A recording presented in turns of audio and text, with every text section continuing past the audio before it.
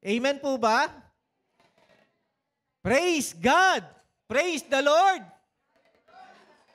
Pag sinabi praise the Lord, hallelujah! Hallelujah! Praise the Lord!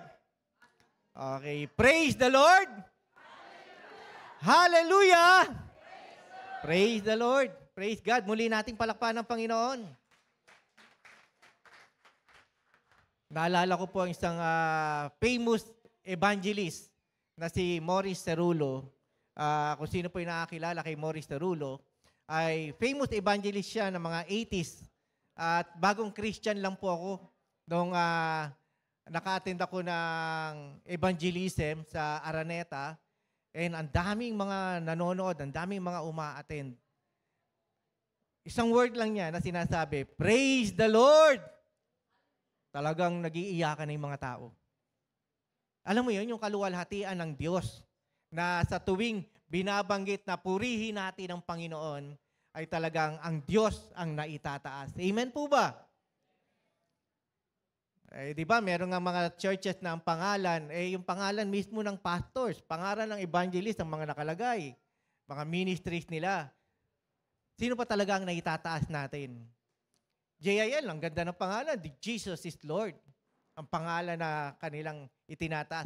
Sa atin, Jesus Christ Ministries, sapagkat itong gawain na ito ay sa ating Panginoong Jesucristo. Amen po ba?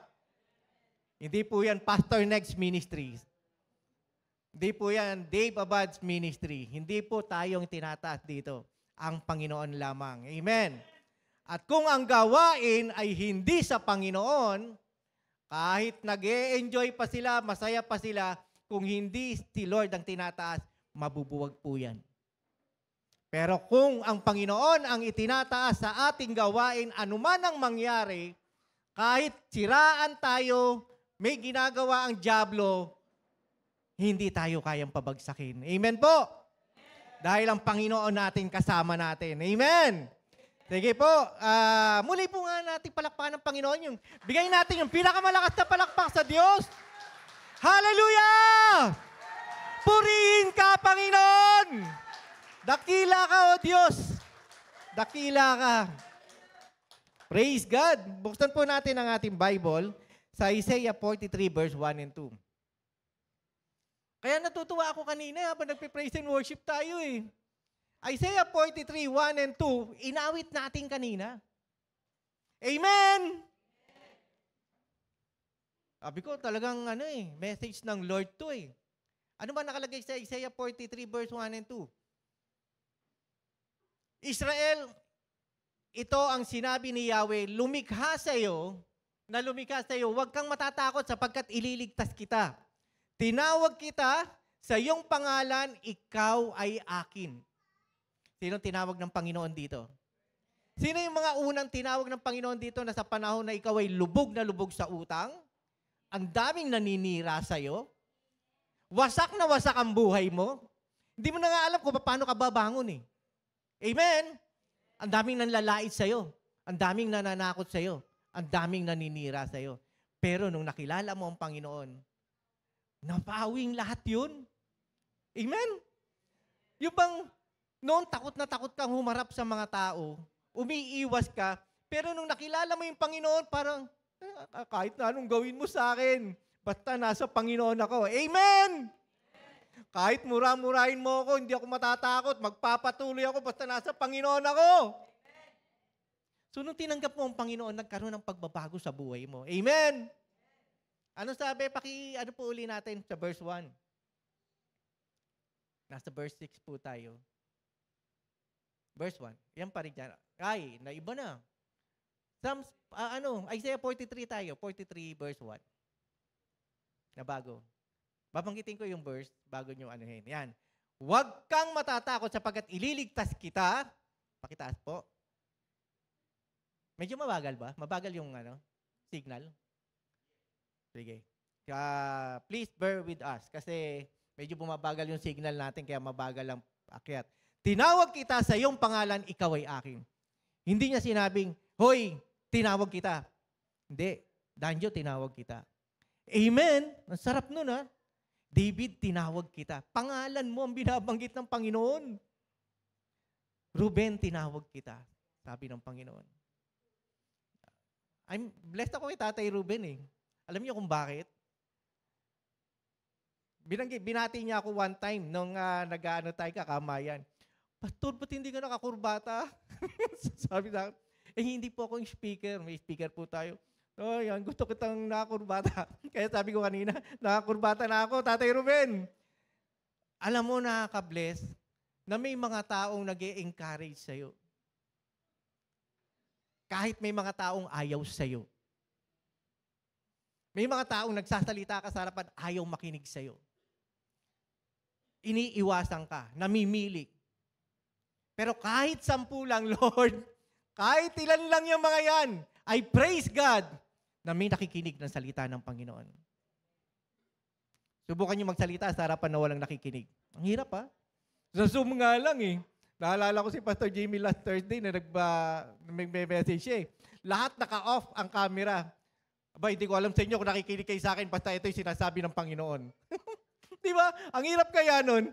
Kaharap mo computer, hindi mo alam kung nag-a-agree yung mga kaharap mo, mga kausap mo. Pero kayo, nakikita ko kayo. I really thank God na may mga taong hindi namimili. Pinipili nila ang salita ng Panginoon, masaktan man sila o hindi. Amen! Ito yung kanta natin, no? Dumaan ka man sa malalim na tubig, hindi sasamahan kita. Tumawid ka man sa mga ilog, hindi ka malulunod. Hindi ka tumaan ka man sa apoy, hindi ka masusunog. Hindi ka matutupok. Amen! Kinanta natin kanina yan. Palakpan po natin ang Panginoon. Kaya kanina, sabi ko, habang umaawi tayo, hindi naman kami nag-usap ni Joshua, yung leader ng music, na yan ang papaawit nila. Pero sabi ko, wow, Lord, kukunin ko na lang yung outline dito, yung lineup nila, i-share ko na lang. Kasi ito na talaga yung message nyo eh. Alam mo kapag nagpe-praise and worship po tayo, namnamin natin yung verses, namnamin po natin yung mga kinakanta natin, yung lyrics mismo. Kasi ikaw ang kumakanta, tumaawit sa Panginoon. So sinasabi doon, yung kinuha kanta kanina na kinanta natin, verse based sa Bible. Amen? Hindi yan, ano ba tawag dito, kinompose ng composer ng awit ng kanya lang. Kinuha niya sa Bible, oh. Dumaan man ako sa, pakibaba uli. Dumaan ka man sa malalim na tubig, sasamahan kita. Sino na po nakaranas dito na naligo na muntik na malunod? Wala. Ako rin, na-experience ko na, muntik na rin ako malunod eh. Kinabahan ako eh. Umiiyak na ako, bata pa ako nun, pero nung tumayo ako, hanggang dito ko lang pala, di ba? Yung parang natakot ka, dahil kasi hindi mo halos makapayo ilalim, tumayo ka lang, pagtayo mo, hanggang dito lang pala. Di ba? I remember, meron akong kaibigan. Sa Batangas, nag-swimming kami. Merong bangka doon sa may pangpang, hiniram namin. Pwede po mahiram? Eh di hiram kami. So habang nagsasagwa na kami, malayo. Ang layo na nang narating namin. Yung mga kasama namin, mga sa church din yan eh. Yung kasama namin nasa pangpang, kumakaway-kaway pa sa amin. Eh lumalakas yung alon. Alam mo ba na, sagwan kami ng sagwan na dalawa, babangga na kami sa malaking koral, sa malaking bato. Kinabahan na kami. Sabi niya, paano na to? Malulunod tayo, babangga, pasisira yung bangka. Di ganyan kami. Teka muna, sabi ko. Huwag muna tayo magsagwan. Nagpe-pray na ako nun talaga. Binigyan ako ng wisdom ng Lord eh. Tinukot ko yung sagwan kung gaano kalalim. Sabi, pagtukot kong ganyan eh, tumama na sa lupa eh. Huwag tayo mataranta. Bumaba kami sa bangka, nakatayo lang kami. Hindi dala-dala namin yung bangka papunta sa pampang. Alam mo yun, kinabahan ka dahil ang lakas na lang alon, napupuno na yung bangka, yung pala ang babaw lang. Amen! Ganon po tayo humaharap sa battle natin sa mga problemang ating pinagdaraanan. Pakiramdam mo, nalulunod ka kasi nasa dagat ka na napakalayo ng pampang, yung pala, huwag kang mataranta. Pray. Manalangin ka. Hindi mo inuuna ang Lord eh. Manalangin ka muna bago ka mataranta. Kaya ka natataranta kasi nakikita mo yung situation, ang gulo na. O hindi kapag ganitong nakikita mo sa paligid mo na nagkakagulo na, pati ikaw nalilito na, hindi mo na alam kung anong uunahin mo. Pray! Unahin mo ang Diyos. Kaya nung ako'y nanalangin, binigyan ako ng wisdom ng Lord, tinukod ko yung sagwan. Ang babaw lang pala. At sa pananalangin, gumagalaw ang Panginoon. Sa mga pinagdaraanan nyo, kapatid, anumang situation ng buhay nyo, sasamahan kita, sabi ng Panginoon. Amen! Palakpakan natin ang Diyos! Si Pablo, ilang beses nang na-shipwreck. According sa kwento niya, 5 times ba? According sa kwento niya, ilang beses na siyang halos muntik na malunod sa gitna ng dagat, nakalutang-lutang lang siya. Pero niligtas siya ng Panginoon. Sasamahan ka niyan, tumawid ka man sa mga ilog, hindi ka malulunod. Kapatid, kung ang problema mo sobra-sobra na, ang kamay mo nakaganyan na, lubog ka na, alam niyo yung kumunoy? Para kang nasa kumunoy. Unti-unting kapag nagpupumiglas ka, lalo kang nalulunod. Amen! Ganyan ang kumunoy. So, ang tendency niya, huwag kang gagalaw para medyo mabagal. Hanggang sa makakita ka o merong taong makakita sa'yo, tulungan ka para ibigay yung tungkod, makuha ka dun sa kumunoy. Pero habang nagpupumiglas ka, the more na ikaw ay lulubog. Ganun ka na, oh. Tapos daliri na lang nakikita sa'yo. Hirap ka na huminga kasi nasa ilalim ka na eh. Pero kahit daliri na lang ng kamay mo, kukunin ka ng Panginoon. Iaangat ka niyang muli para makahinga ng maayos. Nahihirapan kang huminga sa dami ng mga problemang pinagdaraanan mo ngayon sapagkat hindi mo inuna ang Diyos. Nataranta ka, nagpupumiglas ka, kaya unti-unti kang nalulunod. Lord, nanalangin naman ako sa inyo. Bakit ganito? Ba't tinalaw nyo? Ganito mga problema ko. Sinasabi mo lang yan. Pero hindi ka nagtiwala sa Panginoon. Amen! Guilty rin ako dyan. Guilty, Your Honor. Bakit? Kasi nga pinagdaraanan natin sa panahon na ikaw may problema, naliliglig ka, natataranta ka. Sa isang nalulunod, ang sabi nila, huwag kang mapumiglas, hayaan mo lang na yung lifesaver mo, yung lifeguard, ang lumangoy na kasama ka. Ginaganon pa nga yan sa para daling ka sa pinakamababaw na lugar. Pero pag ikaw ay nagpupumiglas, ang ginagawa ng mga lifeguard, sinusuntok ka na rito. Bakit? Ang gulo-gulo mo, dalawa tayong malulunod. Pagka medyo mahina ka na, saka ka na dadalhin sa safe na lugar. Gusto niyo ba bugbugin tayo ng Panginoon? Ako, aminin ko sa inyo, ang hirap na dinidisiplina tayo ng Lord. Dadaanan po natin yan. Pero kapag ang Diyos ang nagdisiplina para sa ikabubuti natin. Kung ayaw mong magpadisiplina at magpupumiglas ka sa harapan ng Panginoon, ayaw mong talagang tumigil, ayaw mong magpadisiplina, malulunod ka. At yung tutulong sa'yo na mga kapatiran na mag-e-encourage sa'yo, baka mahawa pa, madamay na umalis ng church. Di ba? Bakit? Kasi nga, ikaw lang yung malulunod. Pati yung liligtas sa'yo, malulunod. O di, dalawa na kayo, nalunod. Sabi ko pa, nasa na si brother, nasa na si sister, akala ko ina-encourage niya si ganito. Dalawa na silang nawala. Di ba? Nakakalungkot na naapektuhan tayo. Hindi ka masusunog, hindi ka matutupok. Dumaan ka man sa apoy. Amen? Tayo lang, magano lang tayo sa kandila na, ay, sakit na sugatan ako. Si Hazel, yung anak namin, nandun pa kami kila Mama Lo nag-stay. Bata pa yan 3 years old, 4, 2 years old. Siyempre, di ba yung mga bata, medyo out of curiosity, siguro, pinasok niya yung daliri doon sa may saksakan ng kuryente. Hindi pala nakaayos yung nun, nag-spark. Sunog yung kanyang daliri. Nakita ko pa nga na nag-spark, nag-apoy si Hazel. Siyempre, umiyak siya. Gusto ba natin yon? Pero tayo, dumaraan man tayo sa init o tindi ng apoy, hindi ka matutupok. Right now, mga kapatid, ang pag-aaralan po natin ngayon, ang topic natin ay just passing through. So yung mga pinagdaraanan lang natin, dinadaanan lang yan. Huwag mong tambayan. Ang focus natin ay nasa ating Panginoong Jesucristo. Focus tayo doon sa plano ng Lord kung saan niya tayo dadalhin. Amen. Nung tinanggap mo ang Panginoon sa buhay mo, Lord, I accept you as my personal Lord and Savior. Come into my life. Be my Savior. Be my Lord. Tinanggap mo eh. Panginoon, tinatanggap kita sa buhay ko. Ikaw na maghari. Patawarin niyo ako sa aking mga kasalanan. Tapos biglang nagkakaroon ka ng mga pagsubok na wala na yon. Ikaw na yung naghahari sa buhay mo. Alam, may kaklase na si Lucas. Ano, Lucas? So, alam mo yon, yung ginagawa mo, panandalian lang tayo dito sa ibabaw ng mundo. Kaya kung ano yung kinakatakutan mo, huwag kang matakot. Kasama mo si Lord. Harapin mo yung problema. Huwag mong takbuhan. Huwag kang umiwas dyan. Paano maayos kung hindi mo haharapin? Amen po ba? Hindi pa pwede sabihin na, ay di bale, okay na yun. Wala nang problema tayo dyan. Okay na yan. Ha? Kailangan, inaayos yan.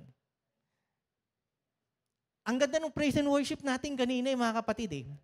Alam mo, yung inaawit natin, isa-isayin ko yung lineup ha, sabay ganun eh, no? Kasama natin ang Diyos. Tapos, for the Lord is my tower. Naaalala ko nung ano, diba? And He gives you the power to tear down the works of the enemies. Ang enemy natin, si Satanas at ang kanyang mga kampon. Hindi yung tingnan niyo yung mga katabi niyo. Hindi ikaw ang kaaway ko, ha? Hindi tao ang kaaway natin. Kung meron mang ginagawa sa kanya, may binabago, may inaayos, nagiging factor siya kung bakit nasasaktan ka, na-open ka, may sinasabi sa'yo, hindi siya ang kaaway mo. Maaaring nagagamit siya para pabagsakin ka, pero hindi siya ang kaaway mo. Huwag kang magalit sa tao. Magalit ka sa kasalanan, pero never sa tao. Amen! Palakpan natin ang Panginoon. Ang tao hindi makapag-move on. Sa kanya nagagalit, dun sa tao mismo, di ba? Pag nasaktan ka, grabing ginawa mo, ha? Gaganti ako sa iyo. Kaya naalala ko po doon sa amin, sa opisina, nagda-dart kami dati noon eh. Alam niyo yung larong dart? Kapag may kaaway ka sa opisina, lalo na yung boss mo, at pinagagalitan ka, sabi ng office mate ko, tingnan mo lang yung bullseye. Tapos isipin mo siya yung boss natin. Kailangan tirahin mo yan para matamama yung bullseye. Isipin mo siya yon. Ang mga anak ng Diyos, hindi ganon. Hindi tayo sa tao tumitingin. Ginagamit sila, nakakalungkot, but pray. Pag-pray natin na yung mga taong nakakasakit, maging sensitive sa salita ng Panginoon. And I believe, mga kapatid, lahat tayo dito, anak ng Diyos. Sino pong anak ng Diyos dito? Sino pong hindi anak ng Diyos dito? Baka ako biglang may magising, amen! Di ba? Sabihin, siya yung hindi anak ng Diyos. Lahat po tayo anak ng Diyos. Lahat po tayo nakakilala sa Panginoon. And naniniwala ako, ang goal natin, makasama natin ang Panginoon. So, ibig sabihin, along the way, na ating tinatahak sa buhay natin, makakaranas tayo ng maraming pagsubok. Kasi hihilahin ka eh. Minsan makikita mo, hindi naman diablo humihila sa iyo, siya eh. Lord, siya talaga humihila sa akin para ako mawala sa relasyon sa inyo eh. Kahit na may ginagawa ang mga tao sa inyo, magpatuloy tayo sa Panginoon. Amen po ba? Diba, hindi yung, ang sabi sa kanta, and He gives you the power to tear down the works of the enemy. Tapos, ang kaaway underneath our feet, nasa ating mga talampakan. Pero ang iniisip mo, tinutulog mo yung taong naninira sa iyo eh. Grabe ka, sama ng ginawa mo sa akin. Diba? Hindi yung kaaway eh. Yung kaaway ang dapat na ating ibinabagsak. Hindi yung mga tao na nakakasakit sa atin. Naintindihan po ba natin? We're just passing through dito sa ibabaw ng lupa. Sandali lang po tayo rito. And mga kapatid, sabi sa inawit natin kanina, when I look into your holiness, ano yung refrain niya? I worship you. The reason I live is to worship you. Tayo ay nabubuhay para purihin ang Panginoon. Yung ginagawa natin dito sa ibabaw ng lupa, para lang tayong, ano ba tawag dito? Pinapractice na natin kung ano yung gagawin natin sa heaven. Amen! Pagdating natin sa heaven, wala tayong gagawin, magpuri, magpasalamat sa Panginoon, talagang i-enjoy natin yung buhay na binigay ng Diyos. Gusto ba natin na kapag tayo nawala dito, mapupunta tayo na impyerno? Paano mapapapurihan ng Diyos habang ikaw ay naghihirap? Kahit magsisi ka ng magsisi, wala nang magagawa. Huli na ang lahat. Pero yung ginagawa po natin dito, habang nagpupuri tayo sa Panginoon dito, the reason I live is to worship you, O God. Yung ginagawa natin dito, gagawin natin sa heaven. Excited po ba tayo na papurihan ng Panginoon? And alam niyo kanina, habang umaawit tayo, ang dami kong naririnig na umaawit sa Panginoon.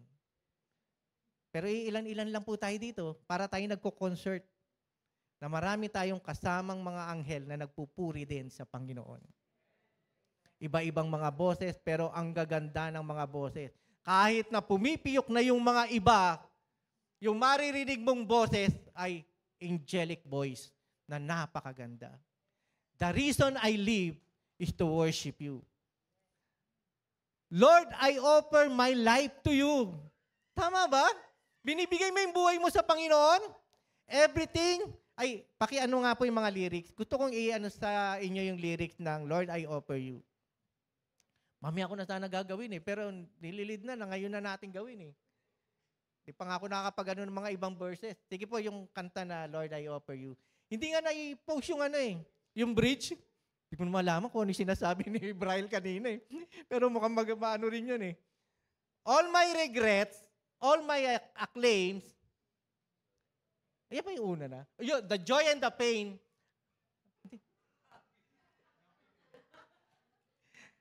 All that I am, all that I have, then, I lay them down before you, O Lord. Lahat ng mga nangyayari sa buhay natin, sinuko natin sa Panginoon. All my regrets, all my acclaims. Ano ba yung mga pinanghihinayangan mo? Ano ba yung mga gusto mong mangyari sa buhay mo? The joy and the pain, I'm making them yours. Pagpapala lang ba? Pag masaya ka lang ba, nagpupuri sa Panginoon kahit may pain? Sinabi ni Job yan sa asawa niya. So sinasabi ng asawa niya na, sumpain mo ng Diyos mo, magpakamatay ka na, mamatay ka na.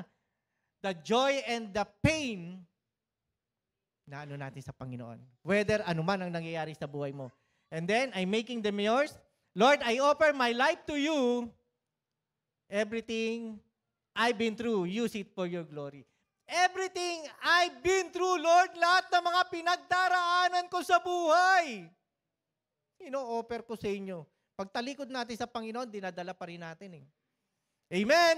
Lord, lahat ng mga problema ko, binibigay ko na sa inyo, pero pagtalikod mo sa Panginoon, bit-bit mo pa rin Kaya nga hindi ka makaalis sa problema mo sa mga pinagdaraanan mo Then, Lord, I offer my days to you. Bilang ang numbers natin dito sa ibabaw ng lupa. Ilan na lang ba ang lifespan natin? Ilan ba ang average ng buhay ng tao? Dati sinasabi sa Bible, umaabot ng 900, 800. Binaba na yan, naging 120. Ngayon, pababa ng pababa. Wala na halos, umaabot ng 100. 70. 60 to 70. Di ba nakakalungkot? Yung days mo dito sa ibabaw ng lupa, kung ano ang ginagawa mo rito, alam ng Panginoon yan. Kaya nga gawin mo na kung ano yung dapat. Huwag kang mag-aksaya ng panahon na masyado mong ginugugol ang time mo sa pag-iisip ng problema mo. Amen? Masyado ka nang nakapokus diyan sa problemang yan. Nauubos na yung oras mo. Kaya nga sabi, huwag mong i-occupy ang mind mo sa kakaisip ng mga bagay na walang kabuluhan. Ano ba yung mga basura sa utak mo ngayon na nandyan pa hanggang ngayon? Pag sinabing basura, tanggalin mo na yan. Kasi hindi nagiging maganda yan na epekto sa buhay ng tao. Amen! Yung napopokus ka na doon sa mga sinasabi ng mga tao, yung pagchichismis-chismis, o kung ano yung mga ginagawa na hindi maganda, yan ay mga basura sa buhay mo. Offer my days to you, lifting my praise to you as a pleasing sacrifice. Piniplease ba natin ang Panginoon? Sa tuwing nagpupuri ba tayo sa Diyos? Kahit magtaas ka na magtaas ng mga kamay, alam ng Panginoon ang laman ng iyong puso. Hindi mo matatago yan. May nakalagay nga sa Bible eh. Naalala ko, sabi ng anak ko, nagtanong sa akin, Lord, bakit sila? Bakit ganito? Ay, Daddy, ba't ganito? Ba't sila merong mga ganitong katangian? Ba't sila binebless? Sabi sa Bible, huwag tayong mainggit sa mga taong pinagpapala dahil may ginagawang Lord sa buhay mo. Kasi the more na tumitingin ka sa mga tao, the more na yung preoccupied ang mind mo na nawawala yung galaw ng Panginoon sa buhay mo. Bakit? Parang gusto mong maging ganun din eh. Mga kapatid, hindi blessings ang ating basihan na lumalago ka sa Panginoon. Tapatan po tayo. Bine-bless ka ng Lord? Yes, praise God. Pero hindi po yan ang basihan na lumalago ka sa Lord. Kung tutusin nga sa mga blessings ka pa tinetest ng Panginoon, kung saan ka nakapokus eh. Kasi pag wala ng blessings, wala ka na rin sa Lord eh. Amen! Kahit na yung mga unbelievers, pinagpapala na. Pinagpapala ng Diyos, maraming mga natatanggap. Pero, kasi ang ulan at ang araw, lahat yan. Sa unbelievers at sa believers, lahat meron. Kaya lang, depende po yan sa tao kung ikaw ay tapat na naglilingkod sa Panginoon. Sinasabi ko po ito sa inyo, bilang mga anak ng Diyos, ako naniniwala ako, lahat tayo gusto natin makarating sa heaven. Kaya lang, habang tayo naglalakad sa mga dinadaanan natin, marami tayong mga pagsubok na nararanasan. Pleasing sacrifice ba tayo sa presensya ng Panginoon? Next, Lord, I offer my life to you.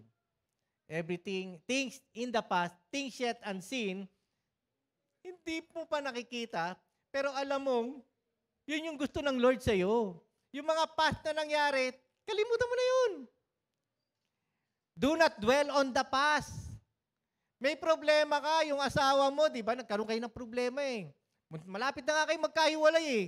Tapos nung nagkasundo kayo, nagkapatawaran kayo, anong sabi mo? Pinapatawad na kita. Hindi ko na ano yung mga nakaraan. Nung nagkaroon kayo ng problema, di ba yan nga? Yan yung problema natin. Di bumalik uli sa dati. Bakit? Kasi nga, hindi ka pa nagpapatawad ng totoo. Inaalala mo pa yung mga dating nangyari.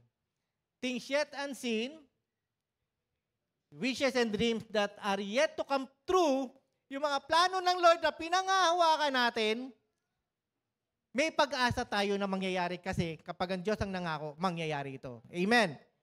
And then, all of my hopes, all of my plans, sige lang po, my heart and my hands are lifted to you.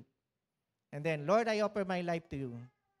Mga kapatid, sabi ko nga sa inyo, sa praise and worship pa lang, parang natapos na yung message natin. Ano man ang pinagdaraanan natin sa buhay, focus lang tayo sa Panginoon. 1 Corinthians chapter 29, verse 15.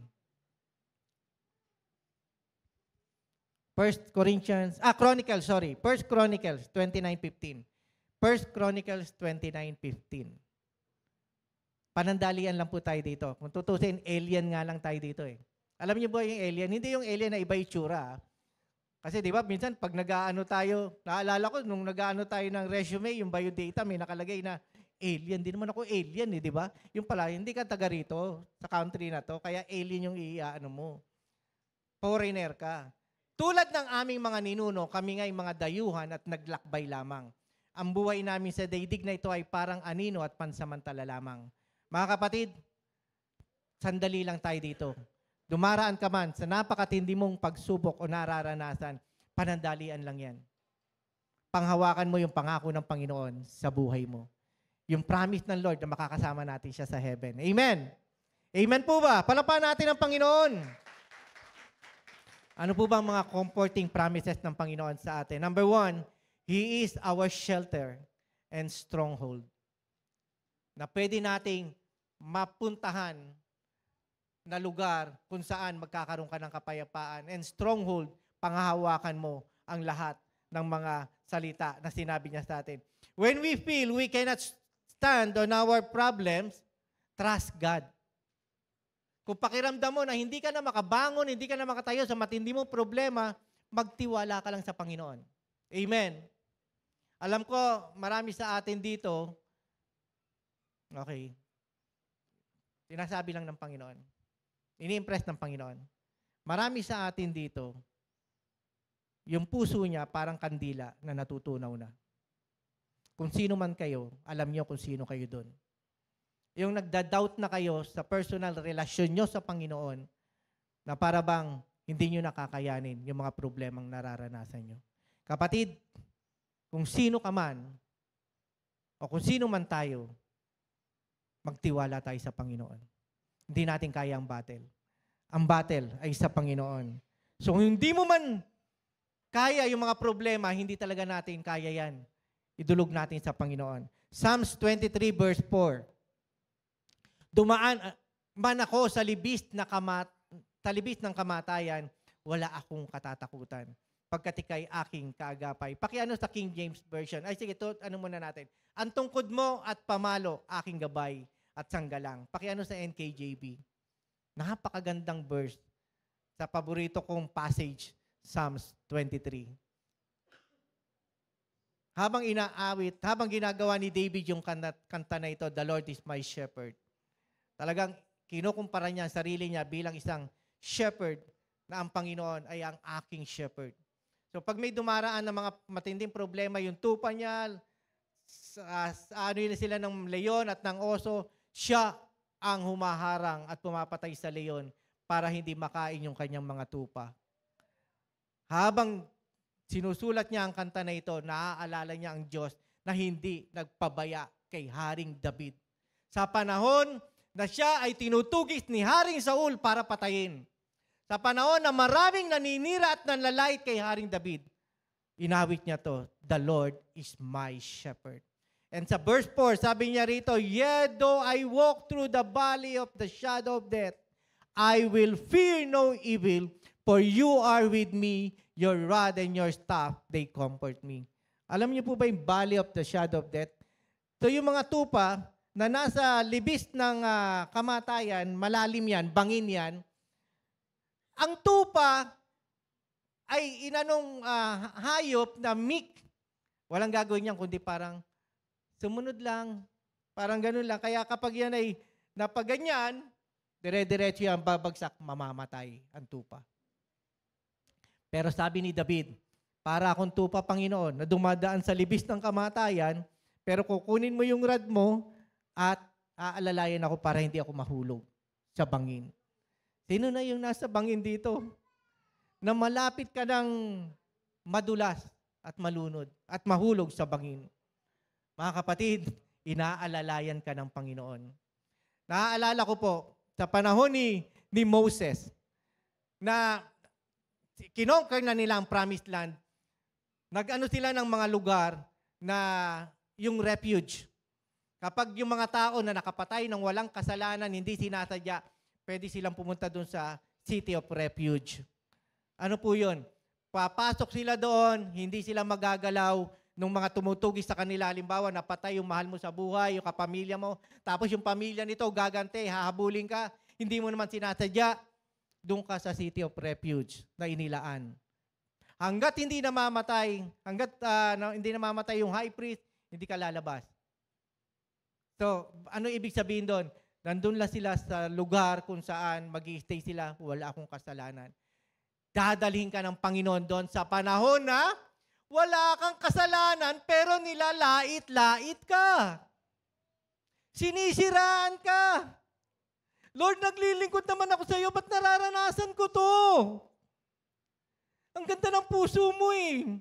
Pero bakit meron tayong nararanasan na nililiglig tayo ngayon? Pumunta ka sa shelter kung saan makikita mo ang presensya ng Panginoon. Na makikita mo ang kapayapaan, na masusumpungan mo ang Diyos na magbibigay sa iyo ng kapayapaan na hindi kayang ibigay ng mundo. Naalala ko yung kantang My Peace, di ba? Yung kapayapaan na hindi kayang ibigay ng mundo pero ang Diyos lang ang makakapagbigay sa atin. Yung kapayapaan na sa dami ng mga problemang dumarating sa buhay mo, meron kang peace of mind. Nakakatulog ka ng mahimbing. Ang sabi po rito, Nararanasan natin yung problema sa pamilya, nararanasan natin yung problema sa business, nagkalugi-lugi na, wala ka nang magawa, lubog-lubog ka na sa utang, nararanasan natin yung mga anak natin, may mga problema.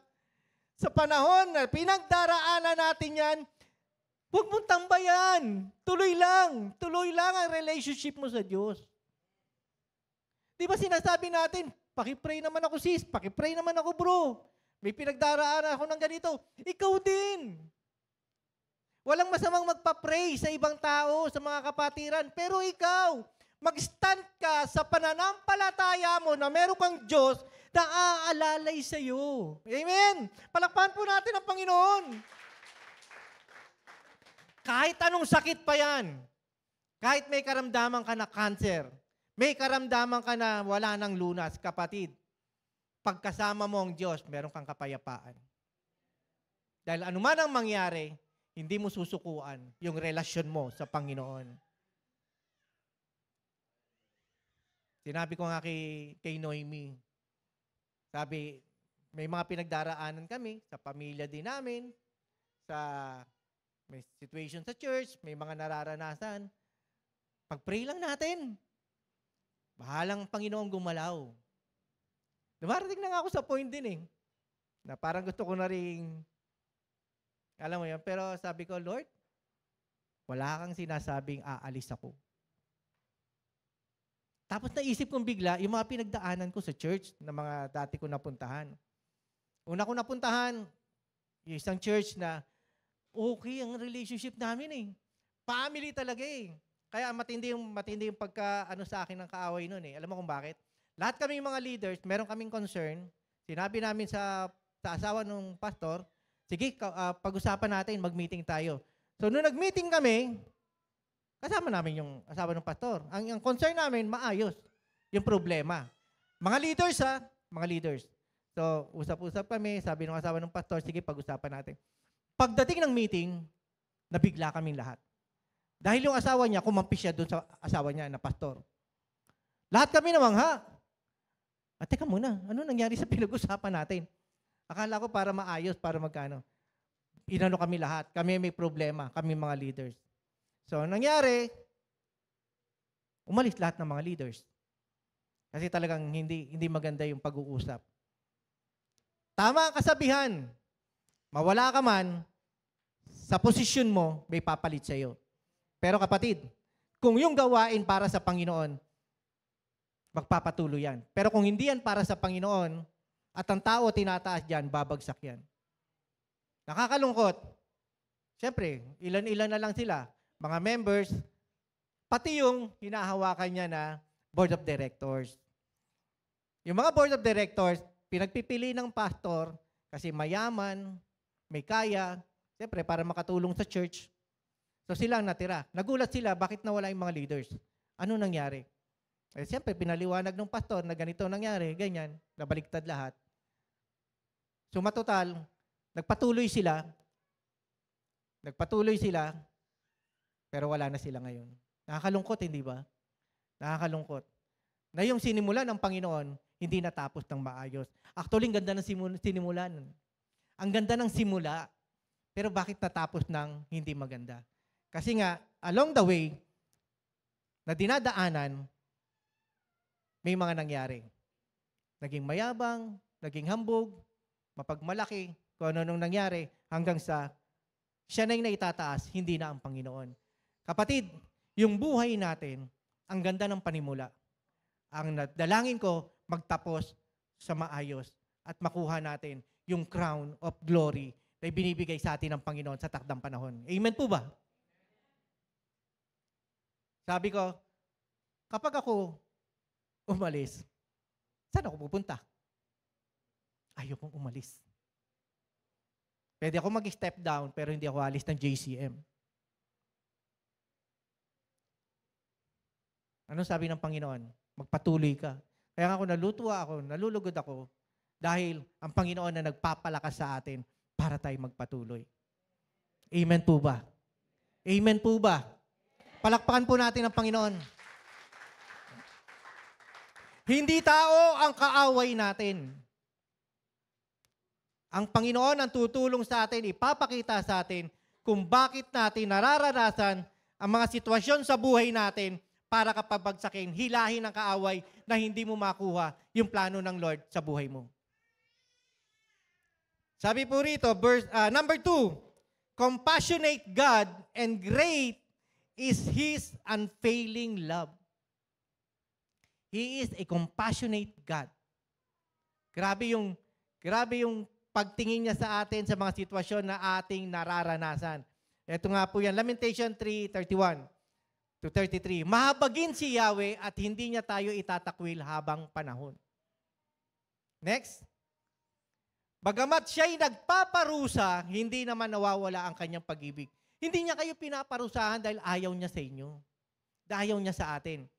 Pagpaparusa na, kapag meron kang pagkakamali, dinidisiplina tayo ng Panginoon. Ito yung sinasabi ko kanina sa umpisa, na dinidisiplina tayo ng Panginoon para tayo matuto. Verse 33, hindi niya ikatutuwang tayo'y saktan o pahirapan. Hindi niya tayo dinidisiplina dahil ayaw niya sa atin. May mga magulang na kapag nagdisiplina, galit na galit. Mga magulang, walang masamang disiplina ang ating mga anak. Pero huwag kang magdidisiplina na galit ka. Na halos patayin mo sa palo ang mga anak mo. Pag dinisiplina natin ang ating mga magulang, sundan natin ng pagpapaliwanag bakit mo siya dinisiplina para alam niya kung bakit. Para lumaki siya, nasasabi niya na, di ko na gagawin yan dahil alam ko mali yan. Amen? Kasi ako meron akong kakilala eh. Disiplinado yung tatay. Pero yung mga anak niya, galit na galit sa kanya. Lumaki na yung mga anak niya eh. Galit na galit sa kanya. Dahil sa pagdidisiplina niya na parang basta lang na walang pinapaliwanag sa kanya na mali ako. Lagi na lang akong mali, kaya ako napapalo. Kaya ako napaparusahan. Huwag po tayong ganyan at ang Panginoon natin hindi ganyan. Dinidisiplina niya tayo at pinapaalam niya sa atin kung ano yung mga dapat mabago sa buhay natin. Amen po ba? Sabi po rito sa Hebrews chapter 12 verse 5 to 11. Hebrews 12 verse 5 to 11. Sabi rito, nalimutan na ba ninyo ang panawagan ng Diyos sa inyo bilang mga anak niya? Mga salitang nagpapalakas ng loob. Anak ko, huwag mong baliwalain ang pagtutuwid ng Panginoon at huwag mong mamasamain kapag ikaw ay dinidisiplina niya. So kapag nakakaranas ka ng pagsubok, isipin mo na yan ay pagdidisiplina sa atin para matutunan natin. Kung meron ka mang nararanasan ngayon, mga kapatid, sa oras na ito, bago ka dumating dito sa church, ang bigat ng dala mo eh. Meron nga akong napansin kanina na parang halos naglulupasay na galing sa labas eh, na pumapasok. Spiritual po pinag-uusapan natin ha, na pumapasok na hindi na niya kayang dalhin yung problema niya. Pumasok siya, nakatayo siya, maayos. Nakipagkumustahan, pero spiritually, naglulupasay na siya, papunta sa kanyang upuan. Kilala niyo yung kung sino kayo, kapatid. Alam ko, hindi lang ikaw, basta kung sino man, yung nakaranas niyan. Sa mga pagsubok na pinagdaraanan natin, isipin natin kung ano ang problema. Kasi maraming factors po yan, mga kapatid. Pwedeng, kaya ka may mga problema dahil kasalanan mo. Ayan ang lifestyle mo noon, nararanasan mo ngayon. So, talagang kasalanan natin. Ano yung kinain mo noon, yan ang sakit mo ngayon. Amen? Kung ano yung lifestyle mo noon, eto ka ngayon. So, sa mga ganyang pagsubok, kailangan natin ng grace ng Panginoon. Lord, patawarin niyo ako dahil kaya ako nagkakaganito, naninigarilyo ako dati, ngayon, may sakit na ako sa lungs. Amen? Lord, umiinom ako lagi, kaya ito, nadali atay ko. So, yung mga pinagdaraanan natin nun, nararanasan natin ngayon. Kung ano yung ginagawa mo, talagang mangyayari sa'yo, mga kapatid.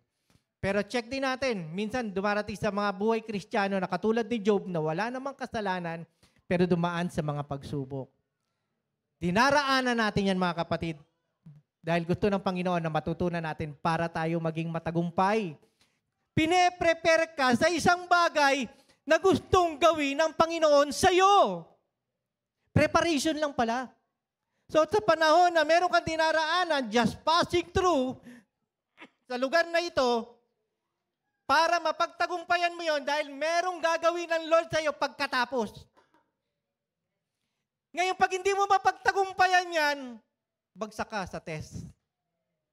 Bagsak ka sa exam. Pero ang sakit, no? Sakit, mga kapatid. Mga kapatid, magpatuloy lang tayo. Sinasala tayo ng Diyos. Minsan magugulat ka sa mga sala, ang daming nahuhulog. Matira matibay. Parang no? Anong ano yun? Yung reality show na talagang sa takbuhan kung sinong matapos at manalo, edi sa kanya yung reward. Paano yung mga natalo? Wala na, goodbye. Sa buhay Kristiyano, ganun din po tayo. Na kapag hindi tayo nagpatuloy, talunan ka, kapatid. Create tayo ng Panginoon para magtagumpay. Ikaw ay mananagumpay. Sabihin nyo sa katabi nyo, ikaw ay mananagumpay. Magtiwala ka sa Diyos. Mananagumpay ka. Yan ang sinabi ng Panginoon. Next verse. Verse 6. Sapagkat dinidisiplina ng Panginoon ang mga minamahal niya. Sino minamahal ng Panginoon dito? Tatanggapin po ba natin ang disiplina ng Panginoon? Uy, ba't pa nireklamo mo? Tapos magte-text ka kay Pastor Nex, Pastor Oh.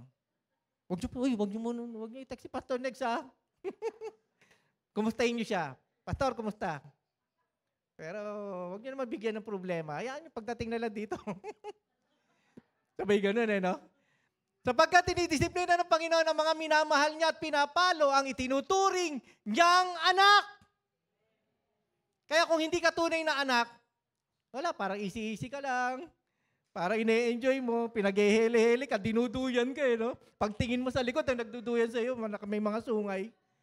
Kasi nga kanya ka na Di ba? Sige, magano ka lang dyan, okay lang yan, nasa comfort zone ka lang. Wala kang problema, di ba? Lahat nga, kabati mo okay ka nga Kaya pagpasalamatan mo, kapag ikaw ay inuusig ng maraming tao, dahil sa Panginoon. Pare-pareho tayong naglilingkod Okay lang kung unbelievers, yun ang lalait sa'yo, paano kung believer? Kala ko ba Kristiyano ka, ba't ganyan ka? Sasabihin din sa'yo, di ba ikaw Kristiyano din, ba't ganyan ka? Di ba? Pag nagturo ka sa kabila, sa tao, ang dami nakaturo sa'yo. Kristiyano ka din ba't ganyan ka? Paano ka sasabihin, akala ko ba leader ka? Di ba? Pare-parehong leaders. O akala ko ba pastor ka? Pare-parehong mga pastor, nag-aaway. Alam mo, meron pong malaking church sa Makati. Malaking church hindi ko nababanggitin. May problema doon sa loob. Nagkaroon sila ng hindi pagkakaunawaan ng mga pastor. Siguro merong inaanong plano, yung isa, ayaw nung isa, hanggang sa nagka-problema sila, umalis yung pastor. May mga bit-bit na mga members. Umating kami doon one time Tapos nakita namin, nag-ano ng flyers yung isang pastor, pati mga members niya. Huwag kayong makinig dyan Diyan sa pastor na nagpipreach dyan. Kasi hindi totoo yung sinasabi niya. Grabe, no? Away-away, parehong pastor. Sa lugar namin, meron 2 church, born-again church, na magkatabi. Gulat kami, ba't hindi na lang kayo nag-merge, magkatabi pa kayo, magkaiba? Basta magkaiba kami, kahit na pareho kami born-again. Di ba nakakalungkot? Magkatabi talaga yung lugar Same time ng praise and worship. Tumaawit sila dito, maawit doon, nagbe-message, pareho. Kaya yung mga umattend, saan nga ba sino ba yung nag-invite sa akin? Di ba? Napunta tuloy sa iba na iba, hindi pala siya yung in-invite. Kasi hindi alam parehong born again Nakakalungkot mga kapatid. Tayo nag-aaway. Tayo nagsasakitan. Kaya nga sinabi ni Pablo yan huwag kayong mag-aaway, huwag kayong magkagatan. Mauubos kayo. Totoo naman. Pag nagkagatan, mauubos tayo. Next, tiisin nyo ang lahat ng hirap bilang pagtutuwid ng isang ama dahil ito'y nagpapakilalang kayo'y tinatanggap ng Diyos. Bilang tunay niyang mga anak. Sinong anak ang hindi dinidisiplina ng kanyang ama? Next, verse, diretso natin. Kung ang pagdidisiplina ay ginagawa sa lahat ng anak ay hindi gagawin sa inyo, hindi kayo tunay na mga anak, kundi kayo'y mga anak sa labas. Hindi tayo anak sa labas. Amen? Anak tayo ng Diyos. So kung anak tayo ng Diyos, ipagmalaki mo yan. Ipakita mo sa buhay mo, may bunga. Huwag kang puro gifts. Alam mo ang gifts, binigay sa lahat. Talagang ginagamit natin yan para gamitin yung, kung ano yung pinagkatiwala sa atin na regalo ng Panginoon, na banal na Espiritu. Mas magano tayo, ipakita natin yung bunga ng Espiritu Santo. Amen! Meron ka bang love? Meron ka bang joy? Meron ka bang peace? Nakikita ba sa inyo? Meron ka bang patience? Nagpapatuloy ka ba sa Panginoon? Yan ang bunga. Kaya kapag hindi mo makita yan sa buhay Kristiyano, that means hindi ka nagbubunga. Puro ka gifts. Nakakakita ka. Meron ka mga himala na ginagawa, pero wala kang bunga. Isa ka lang puno na napakalaki na hitik sa hindi bunga. Hitik na hitik sa dahon. Pero walang bunga. Mas masarap na may bunga. Alam niyo kung bakit? Yung bunga, nakakain mo at the same time, yung buto, maitatanim mo pa. Para dumami ang mga halaman o puno na katulad nun, nagbubunga ng napakarami. Puro ka gifts. Lord, ba't wala akong gift? Bakit siya meron? Nakapokus ka dyan. Magtiwala ka sa Panginoon. Patience. Maging papagmahal ka. Ang hirap. Yung loving your enemies. Grabe. Sinisiraan ka na, nalalait ka na, nilalaglag ka na. Mamahalin kita sa kabila ng lahat. Grabe, next. Verse 9, hindi ba tinidisiplina tayo ng ating mga magulang? At dahil dyan ay ginagalang natin sila? Next. Hindi ba't upang tayo'y mabuhay, mas nararapat na tayo'y pasakop sa Diyos na ating Ama sa Espiritu sa loob ng maikling panahon, katulad ng binasa natin kanina, maikling panahon, dinisiplina tayo ng ating mga magulang para sa ating ikakabuti. So, sinong gusto magpadisiplina dito? O mamaya daw, didisiplinahin talaga tayo ng Panginoon. Lord, ang hirap naman. Yung asaya mo, during the service, tapos mamaya-maya, eto na naman, darating na naman yung pagsubok. Nanlulupay-pay ka na naman. Gayon din naman, tinutuwid tayo ng Diyos sa ikabubuti natin upang tayo'y maging banal tulad niya. And last verse, verse 11, habang tayo'y tinutuwid, hindi tayo natutuwa. Sino natutuwa na dinidisiplina? Sige, Daddy, palo pa! Patutuwa kaya itong anak ko, pinapalo ko na. Tingnan ko nga, tanggal ka ng short mo. Yung pala, meron talagang karton. Ganon dati. Yung talagang pinapalo kasi mas disiplinado noon eh. Ngayon hindi. Kaya nga yung maraming mga anak ang walang disiplina talaga nowadays. Noon, di ba? Sister Grace, talagang papaluin ka. Hindi lamang papaluin, tanggal short. Bakit? Baka nga may karton eh. Hindi ka masaktan. Hindi ka natutuwa habang dinidisiplina ka, kundi naghihinagpis. Sa panahon na naghihinagpis ka, niyayakap ka ng Panginoon. Nararamdaman po ba natin ang pagyakap ng Lord? Mararanasan natin ang kapayapaang bunga ng matuwid na pamumuhay. So, kung merong ginagawa sa atin, ang ibang tao, suklian natin ang pagmamahal. Kahit napakahirap. Kahit napakahirap. Number 3 na po ba tayo? Do not let your heart be troubled.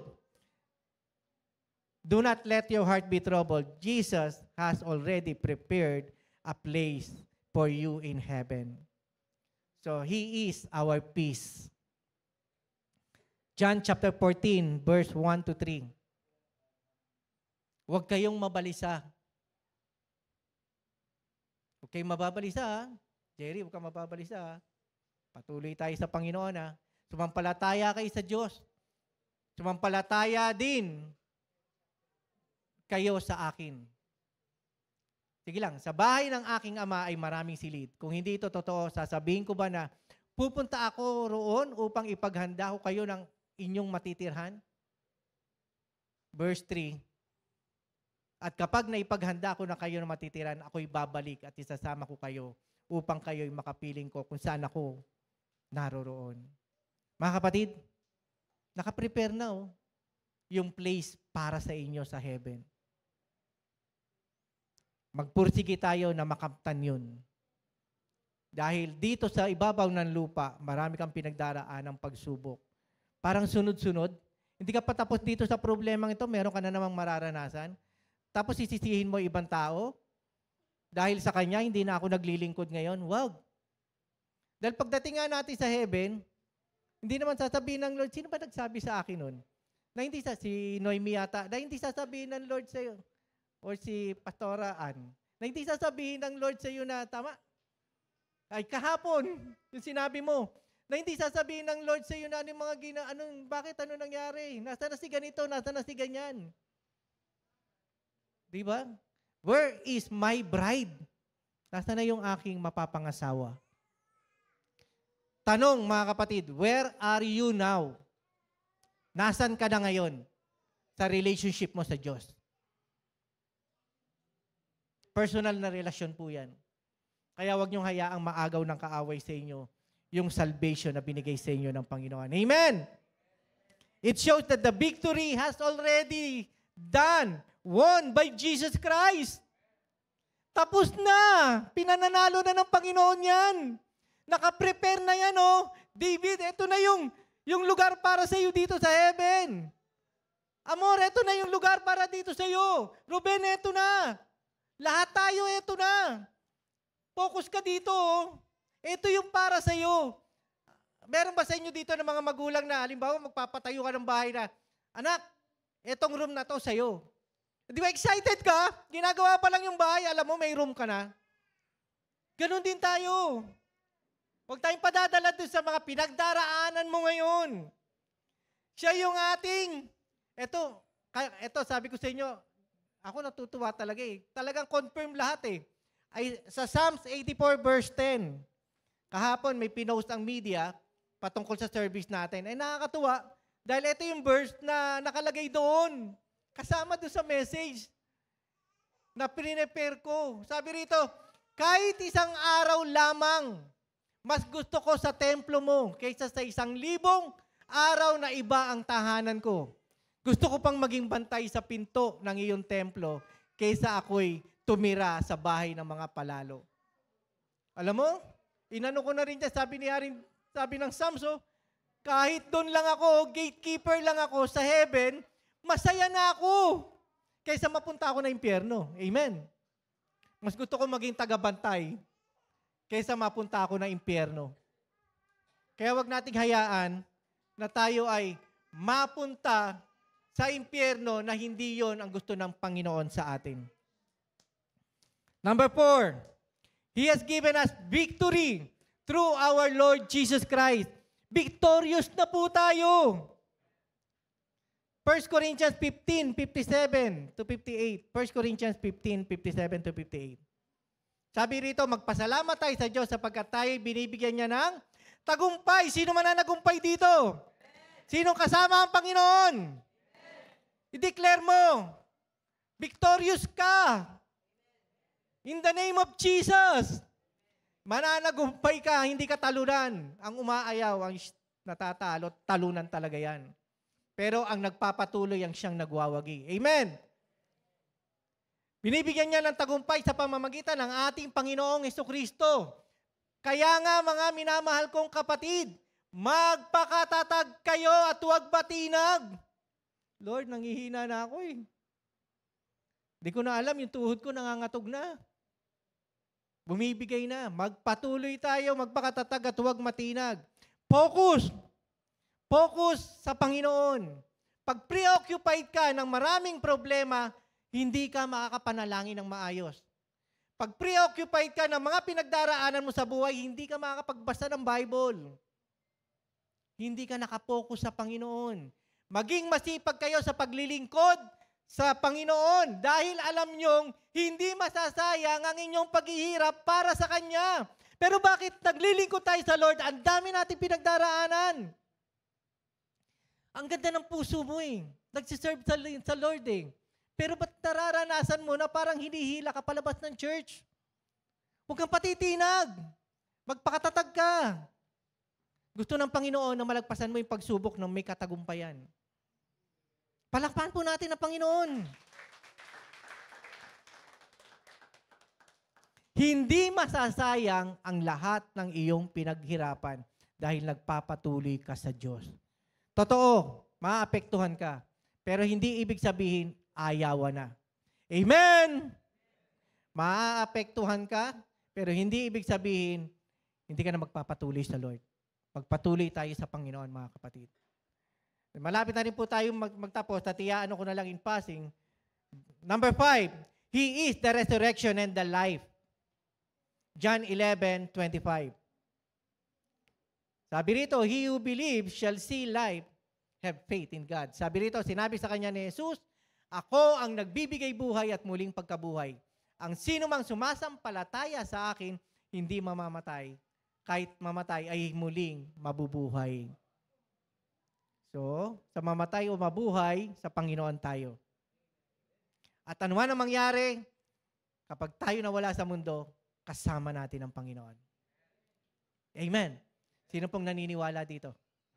Sino pong magpapatuloy dito? Gusto ko lamang pong ibigay sa inyo ang Deuteronomy chapter 20, verse 1 to 4. Iaano ko po sa inyo. Deuteronomy chapter 1, verse 4. Alam niyo po, nung binabasa ko po ito, grabe. Naiiyak ako sa Panginoon. Sabi niya rito, kung kayo'y makikipagdigma, huwag kayong matatakot. Sino may mga problema pinagdaraanan dito? Iilan lang? Sino may mga problema pinagdaraanan dito? So praise God sa mga hindi nagtaas. So sa mga may pinagdaraanan, meron kayong pakikipagdigma, huwag kang matatakot, kapatid. Kahit na mas malaki ang hukbong, kalaban nyo, at mas marami ang kanilang kabayo at karwahe, kahit giants pa yan. Alam mo, itong panahon na to, sinasabi ni Moses kay Joshua, huwag kayong matatakot sa mga Israelita. Kay Joshua at sa mga Israelita. Huwag kayong matatakot kahit mga higante ang kalaban nyo, kahit napakaraming karwahe, kahit napakaraming hukbo pa yan, iilan lang kayo. Huwag kang matatakot. Sapagkat kasama nyo si Yahweh, ang Diyos na naglabas sa inyo sa Ehipto. Galing, di ba? So huwag kang matatakot anuman ang iyong nararanasan. Anumang problema ang iyong nararanasan. Hindi niya iniligtas ang mga Israelita dahil marami sila, dahil mababait sila. Hindi. Niligtas niya ang Israelita dahil ito yung pangako ng Panginoon sa mga ninunupa at ginagawa ng Panginoon na masasakop nila ang promised land. Amen po ba? Alam niyo po ba yung 4 stages ng pinagdaanan ng mga Israelita? Una, Abraham, Isaac, and Jacob, doon ipinangako ang promised land. Doon ipinangako na dadami sila at sa pamamagitan ng kanilang mga lahi magkakaroon ng mga hari. Pero yung pangako hindi nangyari kay Abraham, Isaac, and Jacob. Amen? Pinanghawakan ng kanilang mga ninuno. Second stage, panahon ni Joseph. Panahon ni Joseph, ang daming persecutions, yung kanyang mga mahal sa buhay, mga kapatid, na inihulog na nga sa bangin, gusto na nga siyang patayin, pero hindi na pinatay, inihulog na lang sa bangin dahil may plano ang Panginoon. Walang ginagawa si Joseph, kundi ikwento yung kanyang panaginip. Siyempre, nagkukwento siya, kaya nagagalit yung mga kapatid niya. Tapos, iniligtas siya ng Panginoon, kaya lang ginawa siyang alipin. Pagdating doon, nakita na napakabuti ni Joseph, itinaas siya ng posisyon. Pero dumaan siya sa temptation. Di ba? Naalala niyo yung tinapik ni Pastor Jimmy? Sa temptation, nagtagumpay siya. Iniwasan niya ang temptation, pero yung temptation na yon, ang naging way din para siya makulong. Wow! Pastor, ba't ganun? Nilagpasan yung temptation, pero nakulong pa rin. Totoo. Dumaan siya sa matinding pagsubok. Iniwasan na nga niya yung temptation, pagkatapos nun, nakulong siya. Habang nakulong siya, nakita doon na meron siya mga nakasama at tinulungan niya yung dalawa na mga lingkod ng hari na matugon yung panalangin at sinabihan niya na, alalahanin nyo naman ako. Sa panahon na kapag nasa labas na kayo, kasi napunta ako dito sa kulungan, hindi ko naman kasalanan. Hindi siya naalala nung naligtas na alipin. Ano nangyari? Nakulong pa rin siya for 2 years. Nakaranas na kayo nun? Meron tagumpay sa inyo pero problema yung dumarating sa buhay mo. Tapos tumulong ka pero ang dami pa rin dumarating na hindi magaganda. Anong ginawa? Nagtiis siya, nagtiyaga siya, nagpatuloy siya maglingkod sa Panginoon. At dumating yung panahon na iniligtas na siya ng Panginoon, nakalaya siya. At itinaas ng posisyon si Joseph. Mga kapatid, yung pangyayaring yan, ginawa na way ng Panginoon para maligtas ang Israelita. Dahil ang dami ng pagsubok na pinagdaraanan noon, tagtuyot, wala nang makain, pero naligtas ang mga Israelita dahil ginamit niya si Joseph. Inuna niya si Joseph na dumating doon. Pangatlong stage, panahon ni Moses. Sa panahon ni Moses, ginamit si Moses na maging leader o manguna sa mga Israelita. Hindi pa nila nasasakop ang promised land. Dumaan sa pagsubok si Moses, ang dami mga nagrereklamo, ang dami mga nangamatay. Even siya, hindi nasama doon sa promised land. Kasi nga, dahil sa pagrereklamo ng mga Israelita, pati siya nadamay. Yung promise, hindi nakita, hindi napuntahan ni Moses, pero nakita lang niya. Pumunta ka doon sa tuktok. Ipapakita ko sa iyo yung lugar na sasakupin. So anong ginawa ni Moses? Binilinan na lang niya si Joshua. Joshua, huwag kang matatakot. Sasamahan ka ng Panginoon. Iko-conquer nyo ang promised land. Stage 4, panahon ni Joshua. Yung pagsakop ng promised land. From stage 1 na pangako, pinagdaanan ni Joseph, pinagdaanan ni Moses, si Joshua na nanginginig sa takot. Ikaw ba naman ang iwanan ng successor? Hindi mo alam ang gagawin mo. Kilala ko si Moses, sinamahan siya ng Panginoon. Tapos itong mga reklamador na to, di ba? Mga reklamador to, ito, ang kasama ko sa battle. Alam mo ilang beses sinabi ng Panginoon kay Joshua, chapter 1? Do not be afraid. 4 times ata. Ilang beses na sinabi, huwag kang matatakot, huwag kang mangangamba, iko-conquer nyo yan. Kung anong ginawa ko kay Moses, ganun din ang gagawin ko sa iyo, sasamahan kita. Amen! Nanginginig ka, binigyan ka ng responsibilidad. Bakit ganon? Iniwanan ako ng successor, ay ng leader ko. Di ba? Nakapokus tayo sa leader eh. Totoo naman eh. Ako, aminado ako. Meron akong tinitingala. Sabi ko nga sa inyo, meron akong kapatid na unang na-born again sa akin. Siyempre, tinitingala ako siya. Una siya na-born again eh. Excited ako pag nag-uusap kami tungkol sa Bible, tungkol sa Panginoon. Tapos biglang hindi na siya attend. Para akong na-float. Sabi ko, Lord, ako na lang. Anong gagawin ko? Paano ako magpapatuloy? Sabi ng Panginoon, magpatuloy ka lang. Huwag kang bibitaw. Si Joshua, ganun din. Panginoon, paano ko to sasakuanuhin? Pangungunahan, mga reklamador to eh. Kilala ko to, si ganito, si ganyan oh. Yan yung makwento, yan yung masalita, yan yung pag nakatalikod ka, nagbabackbite. Paano ko ito hahawakan? Huwag kang matakot, sasamahan kita. Igagalang ka ng mga Israelita. At na-conquer nila ang promised land. Amen! Palakpakan po natin ang Panginoon. Mako-conquer nyo rin anumang mga pagsubok na inyong pagdaraanan dahil sasamahan kayo ng Panginoon. Verse 2 to 4, babasahin na po natin. Bago kayo makipaglaban, tatayo ang isang pari sa unahan ng hukbo at sasabihin niya, sige lang po, pakitaas. Ang ganito, pakinggan mo Israel, sa araw na ito, sabihin po natin, sa araw na ito, ay makikipagdigma ka. Lakasan mo ang iyong loob at huwag kang matakot sapagkat kasama mo ang Diyos mong si Yahweh. Siya ang makikipaglaban para sa iyo. Pagtatagumpayin ka niya.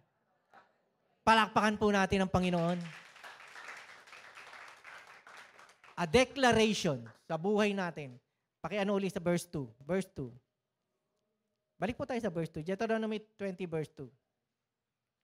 Nung umaharap po ako sa Panginoon, dinedeclare ko sa buhay ko, bago ako makipaglaban, sinasabi ko sa akin, nakalagay dito, sabi niya, sige pakitaas po, at sasabihin ko sa sarili ko, pakinggan mo, David, sa araw na ito ay makikipagdigma ka, lakasan mo ang iyong loob. Huwag kang matakot, sapagkat kasama mo ang Diyos mong si Yahweh, siya ang makikipaglaban para sa iyo at pagtatagumpayin ka niya. Pakinggan mo, David, pagtatagumpayin ka ng Panginoon. Siya ang makikipaglaban para sa iyo. So yung battle mo, hindi mo battle yan. The battle belongs to the Lord. The battle belongs to the Lord. Pagtatagumpayin ka ng Panginoon. Yung mga inawit po natin kanina, when I look into your holiness, I worship you because the reason I live is to worship you. Lord, I offer my life to you. Everything I've been through, sa mga nararanasan ko. To God be the glory. To God be the glory. Sa buhay mo, may pinagdaraanan ka man, magpatuloy ka lang. Nakikita ng Lord ang laman ng puso mo. We're just passing through sa mga pinagdaraanan natin. Sandali lang po yan, parang usok, mawawala. Ang buhay natin, hindi magtatagal. Pero ang importante, ligtas ka ba, kapatid? Where are you now sa presensya ng Panginoon? Are you okay? May nagsasabi, it's okay not to be okay. Di ba? Meron pa nga title yan sa Korean movies, it's okay not to be okay. Para bang sinasabi mo sa buhay mo na, hindi ako okay, pero sige, okay lang. Ginagawa mo lang to. Hindi dahil sa ma-please mo ang mga tao, kundi gusto mong ma-please ang Panginoon at gusto mong makamit yung buhay na walang hanggan na pangako ng Lord sa iyo. Sabihin sa iyo ng Panginoon, anak, pinagdaraanan mo yan, stay put ka lang. Sasamahan kita sa iyong mga nararanasan. Dumaan ka man sa ilog, sa tubig, sa apoy, hindi ka masasaktan. Kasama mo ko. Amen? Pwede po magsitayo tayong lahat.